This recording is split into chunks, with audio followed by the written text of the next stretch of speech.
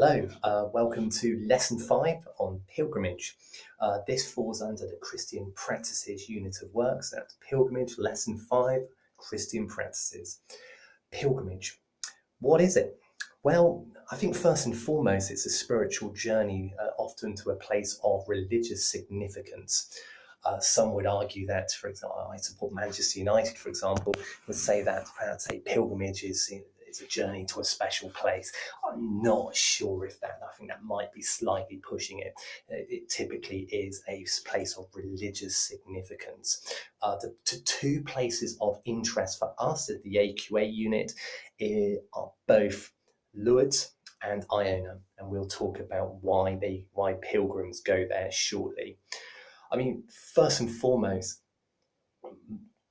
unlike within Islam, Christians will make an effort to go on pilgrimage. However, it is not a fundamental, essential part of being a Christian.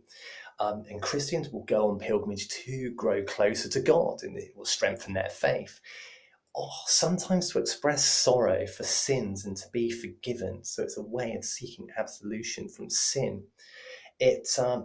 To reflect on their lives, particularly when facing crises, if you will, or big decisions.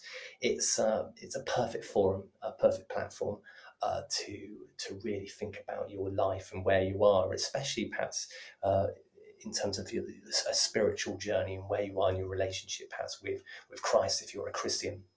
It's obviously a great way of meeting other people and sharing faith and learning more about your faith.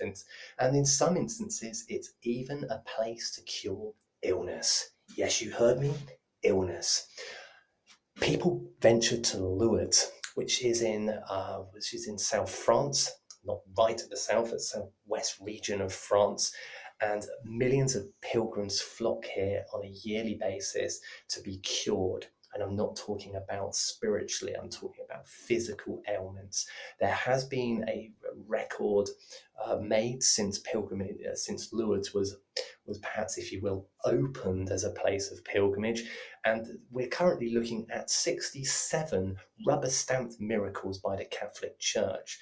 But you put that into context, if millions of people go every single year, it could just be a case of probability or even just mere coincidence that actually these cures have taken place.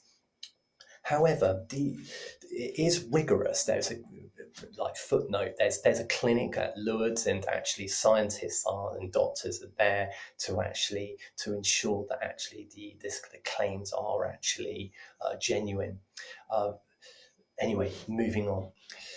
Another place of pilgrimage where Christians go is a place called Iona. It's far less known than Lourdes. It's an island off the coast of Scotland, and in the 6th century AD, St. Columba, an Irish missionary who brought Christianity to Scotland, established a small monastery community there. It is now the home of an ecumenical Iona community. So essentially, a religious groups still live there to this day.